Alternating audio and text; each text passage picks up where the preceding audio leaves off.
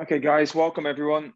Sorry about the late change today. Appreciate your time, so I won't keep you waiting too long.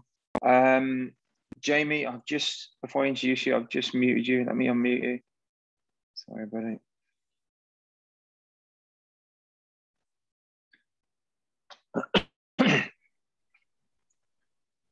Hi, mate. Can you hear me? Yeah, I can hear you.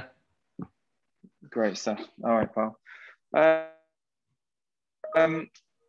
Guys, welcome everyone this evening. Jamie, thanks. You're busy on obviously with pre-season camp at the minute, which is something that we'll probably come on to. Just to give you a bit of background information about the program. You've obviously seen some of the players on camp over the summer when you kindly stepped in for us for a few days. This is a kind of, we would call it a representative program in England, I guess, when we were growing up, where we've got players from different clubs that are striving ahead and putting them together, and they're coming to us, and you know, we're trying to show them what the next level is and help to drop them in to find that level. So that's the core basis of with some really good players on here, boys and girls. This is normally where I then drop a joke in to our goalkeeper, James, and we've also got James as well, but I'm not going to do that today because he's laughing anyway. No, so we're really lucky. We have some fantastic players and keepers, and you know, I say boys and girls, all with one eye looking at college. And so yes, I thought it was really important to get you on to, you know, put a face to the name and say some of them have seen you, but probably the best thing, if it's okay, is before we get into some questions, is do you mind just giving us a rundown on your background and, you know, playing career, etc., and how you got out here? Yeah. First of all, good evening, guys. I appreciate you jumping on tonight. I think you're incredibly lucky to be in the program that you're in, and with Laurie's kind of connections and his background, I think you've been exposed to a lot of high level people around the world. That's going to pay dividends for you guys as you get older and further into the game. So really impressed with what you're doing. And then, yeah, my story, I came over to America in 2003 when I was 18. And before that, had grew up in the Crystal Palace Academy in England. I was released when I was 16. And then went on and did some trials and floated around different teams, Leyton Orient, some lower league teams. And at that point started to realise that the career I had and the direction that I was going in was probably going to lead me into more of an academic area. So at 18, I had the opportunity, I had a connection over in America who opened up this avenue to come across to America and play college soccer, as well as get my education and get my degree as well. And it's crazy because when you're at a young age, 17, 18, you're finished with school, probably the last thing you think you're going to do is go back into education. But it was a great opportunity. And the great thing about America is that there's probably no other country that has this system at this level in terms of having a really high, you know, college soccer level mixed with the high education as well and getting your degree. In Europe and probably similar in South America, it's very two different things. It's either you play pro and you don't go to university, or you go to university and you don't quite play pro. So I think America's got a really good mix of that, where you can play at a high level and you can also get your degree next to it as well. So when that option and opportunity was available to me at 18, I took it, flew over to America. I landed in Missouri, in the middle of nowhere. I wish I looked at the map of America and maybe landed in Orlando back then, but I landed in the middle of nowhere in Missouri, school with about 800 different people, so not too big. But I had a really good experience, played college soccer for 4 years in Missouri, and then played semi-pro in New Orleans for 2 years, and then played semi-pro in West Virginia for 3 more years after that. And then did my master's degree continued with the education and became an assistant coach at a college. And then from there, worked my way up the divisions, went through Division 2 in South Carolina, was there for 4 years, and then got an opportunity at Georgia State University in Atlanta, which was a Division 1 school, was there for 4 years. And then while I was there, I was working with the Atlanta United Academy. So I worked a lot with the under 16s age group at that point.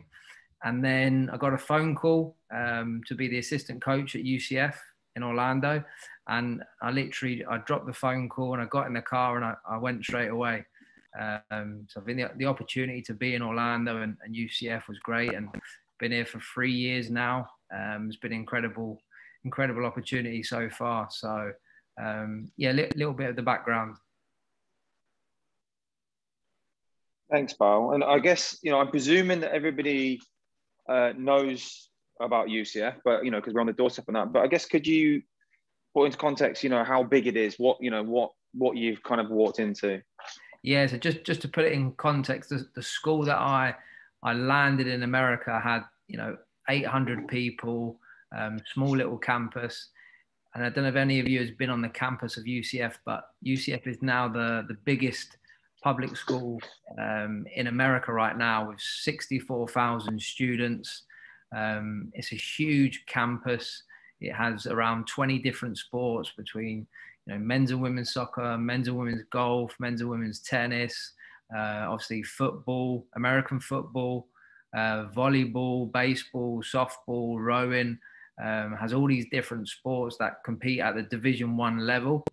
And we have 220 different degrees, from engineering, where they have a really good connection with NASA and the Space Center there. So it's an incredible place, a huge campus, and really, really good Division 1 level sports. And at the Division 1 level, you see a lot of the athletes going into the professional world. So we've had probably in the last 3 years, we've had 4 to 5, or the fifth guy now, 5 guys that have gone into the professional world, into the MLS draft or into the USL division. So it's been a successful pathway for them. Brilliant. Thanks, mate. Well, I've got some questions that some of the guys are not comfortable to say. So I'm going to read them out first of all, if that's all right. And then I'm going to open up to a few of the guys. They will have their own questions. But one of them was, what are you as a school looking for in a player? I'm sure you get this all the time, but when you're obviously, a large part of your job, I believe, is recruiting. So, what are you looking when you go to an event for a player in a player? Yeah, I think more so than just kind of at the events, probably the biggest characteristic that we look for is coachability. So how coachable is a player? How much are they willing to learn? How much are they willing to listen, to take on information? And then not only just take on information, it's how quickly you can apply that to your game. So, your coach tells you, hey, you need to open your body a little bit more when you receive the ball. That may take a couple of weeks to sink into some players. Some players maybe have to turn around and do that very quickly and add that to their game. So I think when your age group is a little bit different, I think you're still very much learning. You're getting better each week. I think when we get our guys at the age of 18, some of them almost have this attitude where they've learned everything they can learn. They know it all. But we're still learning at our age in terms of coaching. Players are still learning at the age of 30, the age of 40. So I think the ability for a person to learn and be coachable and taking information is probably one of the biggest characteristics that we look for. So when you're out there with your coaches, taking in that information, don't just let it go through one ear and out the other ear. Make sure you understand what they're saying. If you don't understand it, go and ask them. And if you don't like asking in big crowds, go and see the coach afterwards and ask them, hey, what did you mean by this? I want to get better. I want to understand it. So the ability to take in that information for us is key. And obviously the big things, the ability, that's a huge factor, but the coachability and also the characteristics, the character of the person. I think you've got to be able to be in a team environment, and sometimes you have to put the team before yourself.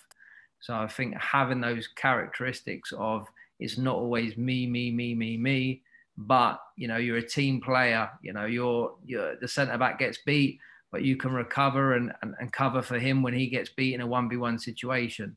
You know, you're not taking on 5, 6, 7 players. You're able to take on 2 and maybe pass it to a person in a better situation. So having some of those characteristics are key for us. But probably on the ability side is we're looking for soccer players that have a high intelligence. So they understand spaces, where to be, they understand where their teammates are on the pitch, and they have that intelligence within their game to be able to read the game. So that's something that you guys are going to get as you get older and you listen to more coaches, you watch more games on TV.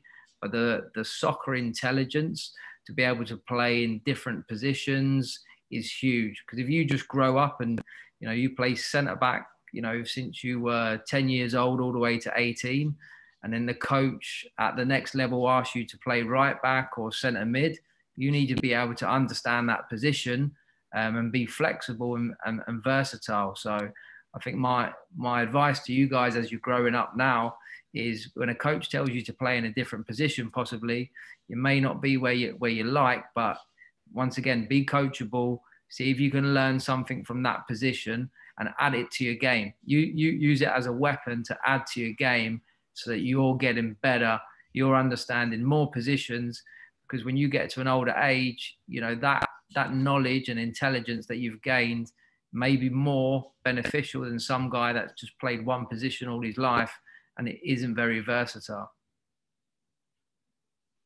Brilliant, thanks, mate. And somebody else has asked, where's the best places for players to attend showcases? Obviously, or how important are showcases, I guess, is the main question there.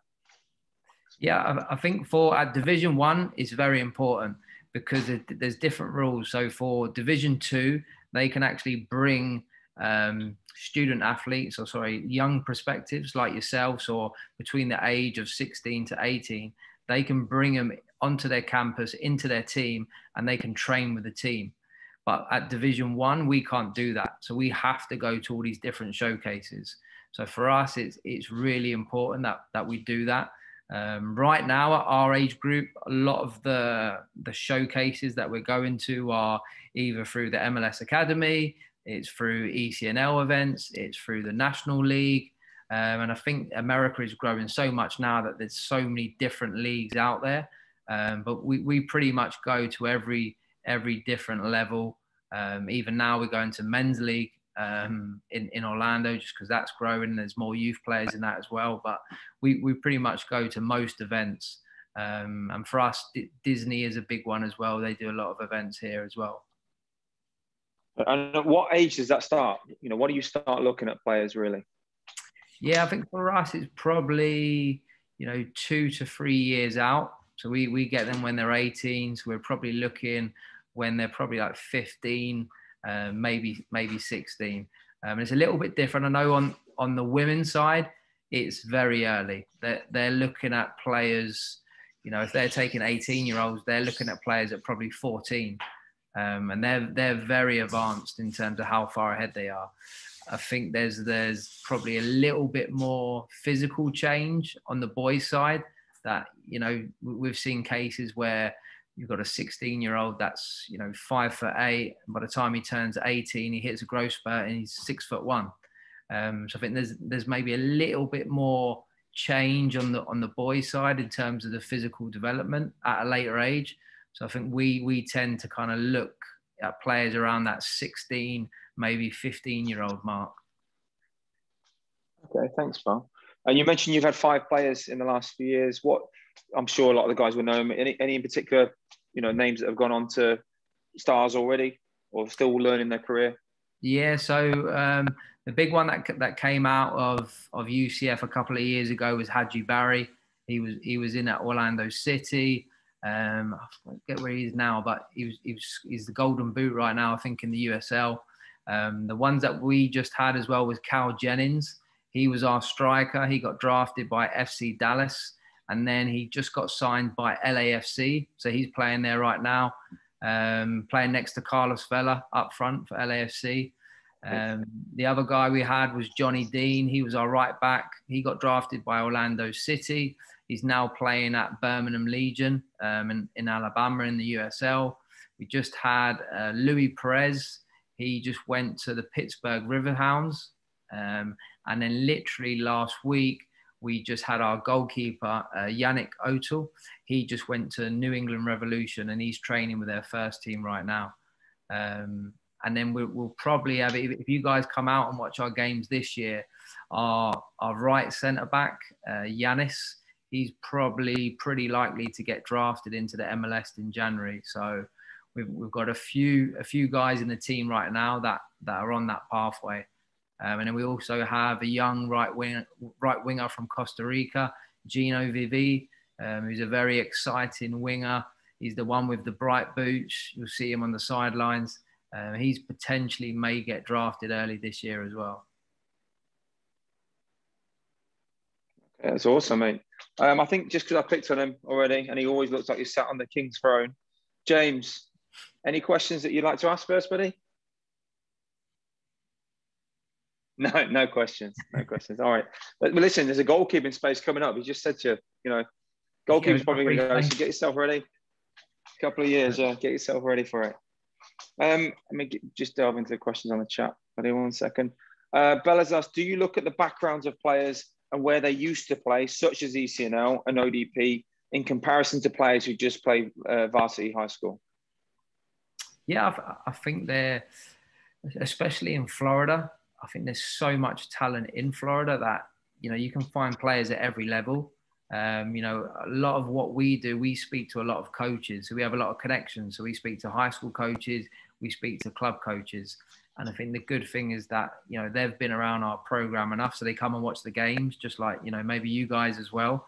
And so they know the level of players. So when we get a phone call from your high school coach, he says, hey, I've got this player, I wouldn't normally call you, but I think he's really the level of UCF and you could use him.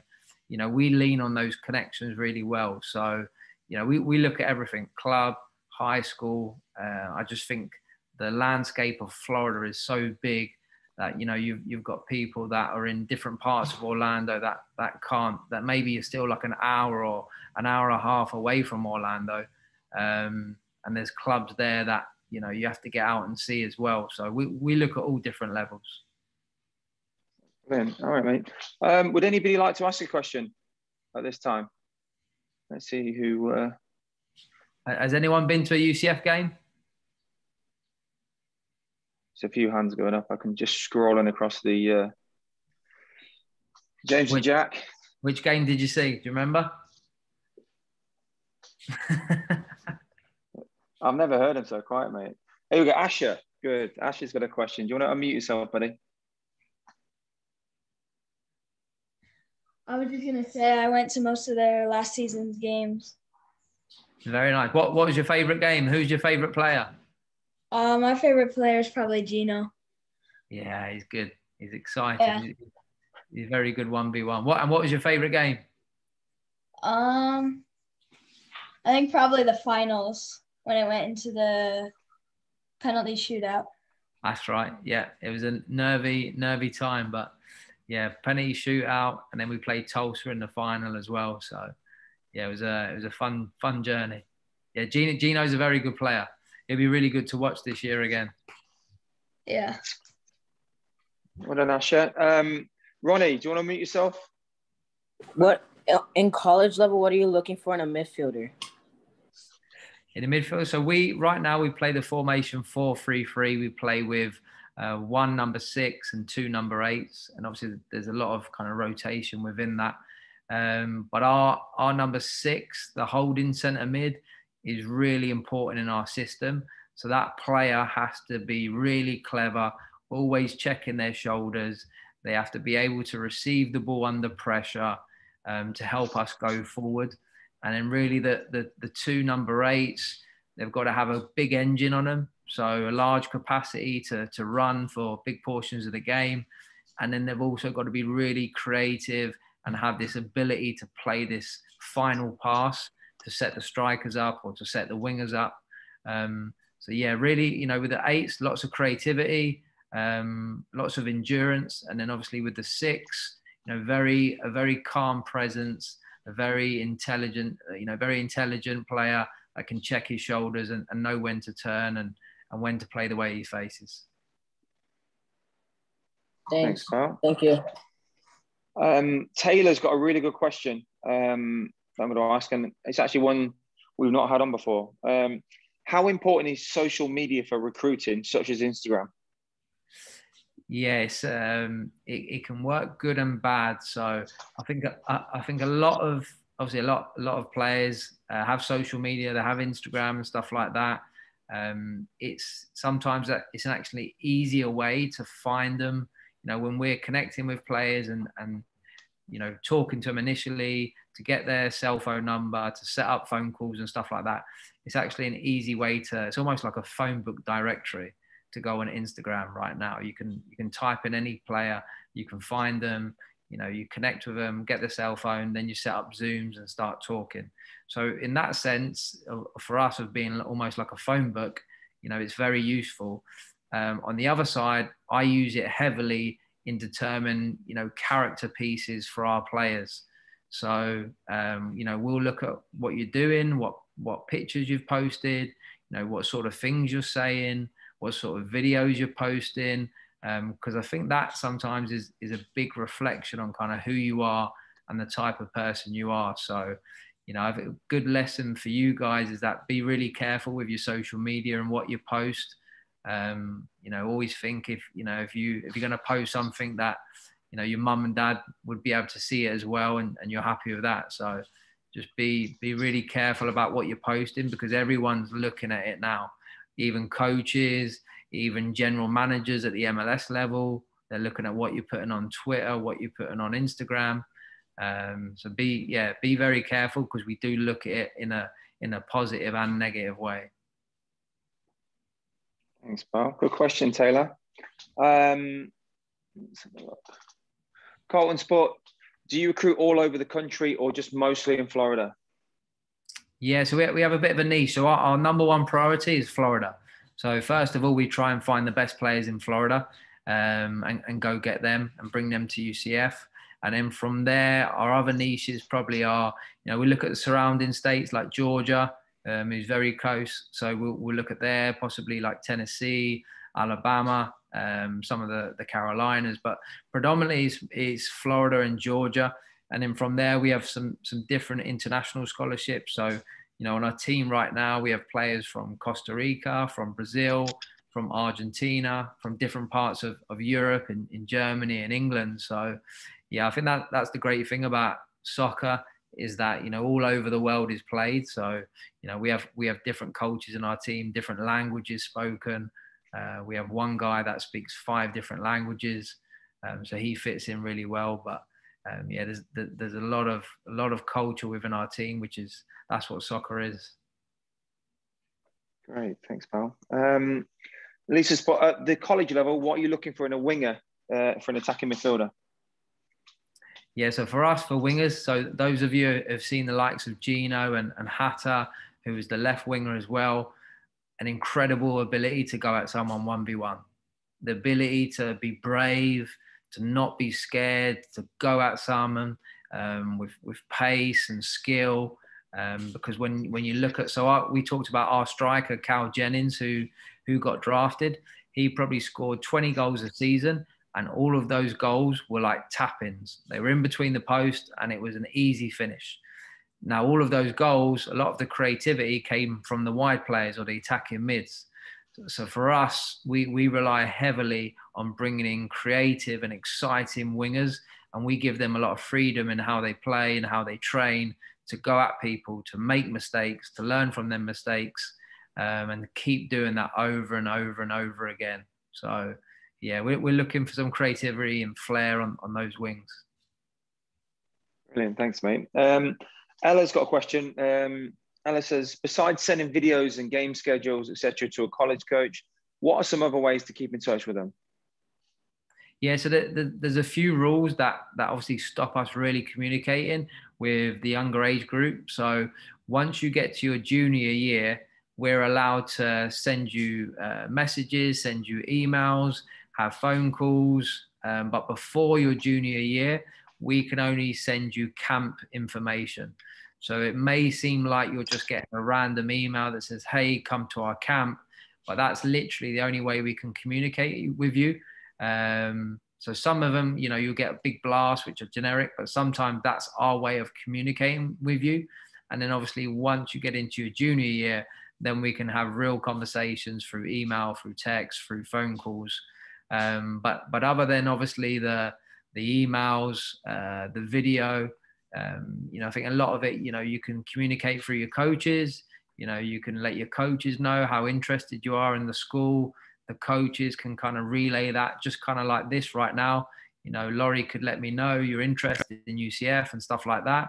And you can kind of relay it different ways as well. But yeah, the video, the emails, sometimes the camps, because you get to have that interaction, or just like, you know, sometimes I've come out and coached with you guys. That's a great opportunity, because that really helps me get to know you guys on a better level, how you train, how much you're willing to take on the coaching, and just little character pieces. And also on the flip side, when you guys come to our camps as well, it's beneficial in that sense, in terms of us getting to know you. So just that extra time to see you and see what your interactions are like are really important. And that's interesting, because I did notice when you came in to coach that day, although we only had a few of the guys on, it was interesting that you did notice, you know, go out your way to recognize some of the lads and the girls that had been on your camp. So it was interesting to see that firsthand. Yeah, no, it's good, because you see him at our camp, and then I came over to your place, and then I recognized a lot of faces. And now it's like I know your face from a young age. And now as we get to see you each year now at these tournaments, different showcases, coming into your environment, you coming into our environment, you get to build that relationship, and you know the name with the face. And that's very beneficial compared to me just knowing you when you're a junior or senior. You get to build that over a longer time. Perfect, mate. Just a few more, mate. Won't keep you too long. Lance has put a question on. So we just a bit of pretext to this question. We had Stuart Flaherty from Dartmouth College on recently. I don't know if you know Stuart or not. Yeah, English guy, right? Yeah, English guy. Yeah, he was really good and was talking about things, but he was saying that a big no-no was kind of asking straight out for a scholarship and things like that, and also that they don't actually give scholarships there, because, you know, Ivy League, etc. So on the back of Lance's put, what percentage of a team in D1 would be scholarship, and would there be people on the full ride in D1 as opposed to obviously the Ivy League? Yeah, so the way it works for us and obviously non-Ivy League schools is that we all get 9.9 scholarships, and one scholarship is basically a full ride. So that's your tuition paid for, that's your housing paid for, that's your food paid for, that's your books paid for. So that is one full scholarship. We get 9.9 of them, and we have around 28 players. So if you do the maths, you have to spread that out pretty even. So there's some players that may be on a big scholarship. There are some players that may be on a small scholarship. But the way we try and make our money go a little bit further is, one, we obviously heavily recruit in Florida. And as you guys start to get a little bit older, you're going to hear this word, Bright Futures Scholarship. Now, the Bright Futures Scholarship is basically the state of Florida paying for all of your tuition. And the way they do that is that if you reach, I think right now, a 3.5 GPA and something like a 1290 SAT, I'll have to get the exact requirements. But if you get these certain scores, you will receive the Bright Future Scholarship, which pays for all of your tuition. So, and there's different levels. There's a 75% one and there's a 100% one. So now when you come to us as a prospective player, you say, hey, coach, I've got the Bright Future Scholarship. I don't need help with my tuition. So that right there is a huge savings. And maybe we say to you then, okay, great. We'll take care of your housing and food through soccer scholarship, through that 9.9. So we've saved a little bit of money by you taking care of the tuition through the Bright Future Scholarship. And then we've also given you some money through the rest of our 9.9. So we have to be really clever in how we spread that out. So the more you can do on your end in terms of taking care of little stuff like that and gaining little scholarships helps us put our money a lot further. So that's a big one. All of our Florida players, when we recruit them in their sophomore, junior year, this is a big part of the recruitment. We tell them, please get this requirements, please get this GPA, please get this SAT, and then all of your tuition will be covered by the state of Florida. You don't have to pay anything back. It's all free. And then obviously we kick in after that with different types of help, whether it's the housing, whether it's the food, whether it's the books, whatever. So we try and use those little scholarships in Florida to the best of our ability to make our 9.9 go further. Perfect, thanks, mate. A question here again from Ronnie. If you're a skillful player that is also coachable, as you mentioned, what advice would you have for that player in order to keep developing? Yeah, I think you're always going to keep learning, and I think obviously if you're very skillful, you're very coachable, then how do you add something else to your game? You know what I mean? Like it's continually finding what you can improve on, and then how good are those skills? Are you just skillful on your right foot, or are you skillful on both feet? So how would you define skillful? So I think it's keep pushing yourself, keep improving. And then if you're at a level, I remember being on trial at Chris when I was towards the end of my time at Crystal Palace, and the reason that they said to me, one of the reasons kind of for them kind of letting me go was that they said, you think, and I was a right winger, and they said, we think you're very good attacking player. We think you can take on one player, but then maybe you'll kind of get through the second player and struggle. They said, we've got this other guy on the other hand who can take on one player, he can take on two players, he could take on three players, and maybe he gets stuck on the next one. So there's different levels of being skillful, and that player at that time was more skillful than me. So when you're saying you're skillful, you're coachable, how skillful are you? What level of skill have you got? When you do a skill, can you explode and get away from a player? There's no point doing a skill and then just staying in that area. So I think if you can define what it means to be skillful, is that on one foot? Is that on both feet? Can you explode when you get away from a player? I think they're different elements you can add to your game. That's a great story. It would have only been finished off better if it was that player in question was Wilfried Zaha. That would have been the unbelievable story then. It was actually Routledge. Oh, was it? So another player that some might not know, but went on to have a 20-year career, probably a multi-millionaire from the game. So played at a very high level. So it's not a bad outcome, was that for him? Nah. Let me just check the questions. Izzy has got good questions, but what would you tell your 12-year-old self before a game? Oof, that's a tough one, that. Were you nervous? Because I know some of these are, some aren't. People have different superstitions, etc. Were you, just confident all the time? Yeah, no, I was a shy kid growing up, and then I think school soccer was always big growing up in England at kind of that 12-year-old age. And I had a guy on my team that played for Tottenham. I had a guy on a team that played for West Ham, and it was very competitive. And I think that drove me at a young age to kind of want to be at that level that the other players in your team were at. So I was kind of always probably the underdog in my team. They were at the big clubs at a young age. They were at West Ham. They were at Tottenham. And I didn't get to Crystal Palace till I was 14. So, in those younger years, I was the underdog, but it made me want to be at that level even more. So I had to work a little bit harder. And then when I got there, I obviously appreciated a little bit more and, always had something to work at and get better. But yeah, that didn't stop me. That only kind of pushed me further to want to achieve what I wanted to achieve. Okay, thanks, mate. Just one thing that is consistent, guys, is that, and we said this last time, I said it when the recruitment guys were on from England, and we were talking about things, even people watching, body language and warm-ups and things like that. And it's another kind of reiteration that somebody is always watching. An example of that is Jamie's seen probably 20% of these people on the call play already. Now, that might seem nothing at 12, but as Jamie mentioned, it's the consistency of seeing people. So I know that he came to the Santa Fe Cup 2 years ago. He's been to camp. Some of you have been to his camp. So there's a consistent kind of relationship being formed here. So somebody is always watching. It's important to never forget that. Just check if there's any more questions, Jamie. On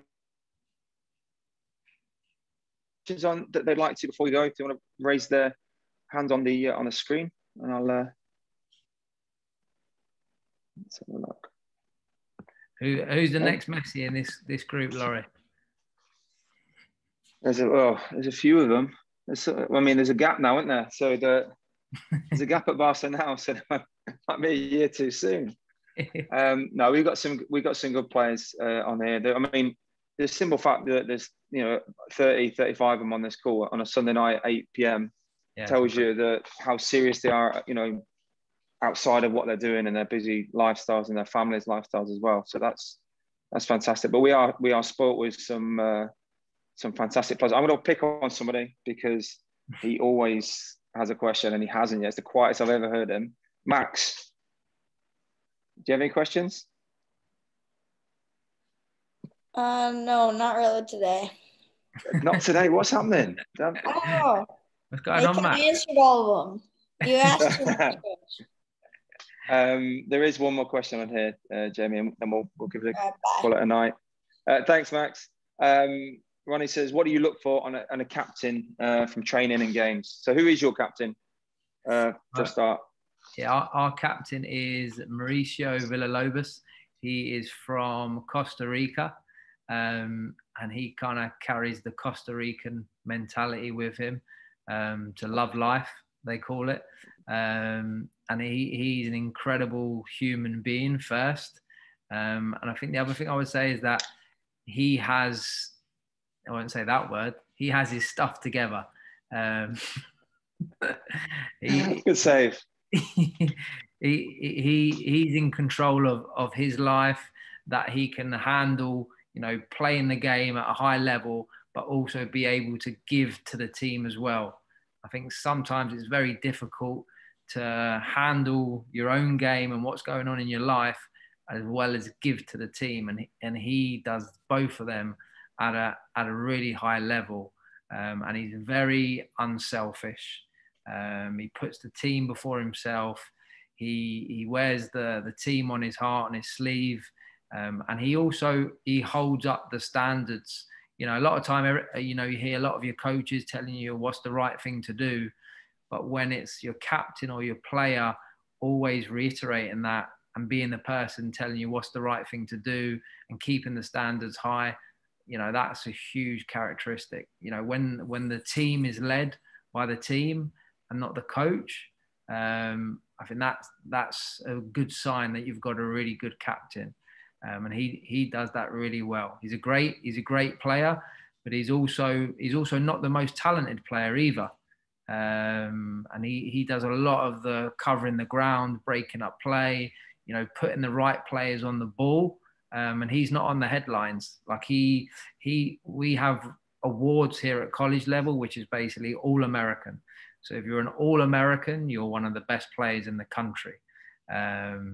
And you have conference awards. So if you're a first team all conference, second team all conference, he will literally not be on any of those awards. No one recognizes him, but we see it every single day. And he's the first person that we write on the team sheet. Not Gino VV. This guy Mauricio is the first person we write on the team sheet every week. And, he's been here 3 years now. And now, MLS agents, MLS scouts that come to watch us over and over again, they're starting to pick up on him and say, okay, I see what this kid is doing. And his name is starting to get out there. but he's not a player that you see after one time and say, yeah, he's the one. You know, and sometimes when you're trying to put a team together, you have these superstars, but you also have to put these players around them that can carry the team in tough moments. And Mauricio does that incredibly well.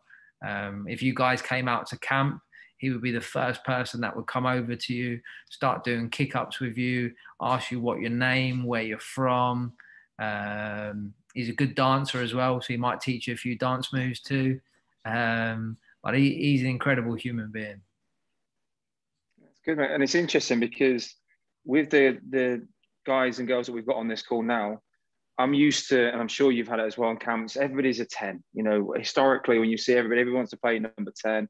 Blah, blah, Yeah. but this group that we have here in the various age groups, yes, they're skillful players, but the characteristics that you just mentioned there about what they bring to the team and the hard work and the intensity that we want to play at, they've all on this call got that, you know, and that's what puts them here in this program. That's what makes them excel. So hopefully in you know, years to come, in a few years to come, many of them, you know, come into, you know, your kind of eyesight, I guess, that you can see them and that they have an opportunity to showcase and fill the gap of the players that you've just mentioned. And that'll be a tremendous success story if that happens. Yeah. It's exciting. If you got that many sort of characteristics in your team there, that's a pretty impressive team, especially when you get in these tough moments. You know, that's what you're going to lean on. You're going to lean on each other. I think we don't have to work on the quality. You know, with the greatest respect, they're all quality players. That's why they come to us. So we try and focus on those transferable skills that they're going to use in whatever they do in life. But you know, the hard work and the intensity, that's the real focus for us to. Because as you say, then people might not see your centre midfielder, you know, because he's not scoring 30-yard goals and things like that, but he's the one that's gaining, you know, playing, letting the players do what they do, so and making it all happen. So it's trying to educate players that, as you say, they don't have to be the headline act. Yeah. So, but yeah, we've got a lot of them. So listen, mate, thank you ever so much for your time. Thank you, guys. We really appreciate it, guys. Thank you everybody else who's been on the call. I appreciate it. It's 9 o'clock on a Sunday night, and I'm sure you've got much better things to do than speak to me. Jamie, fine, but not me. But thank you, everyone, for your time. Jamie, we really appreciate it, and we hope to see you soon, okay? Yeah, thanks for having us. Look forward to see you guys. Thanks, pal. See you soon. Take care. See you guys. Bye. See you later. Bye. Good night. Thank you. Bye.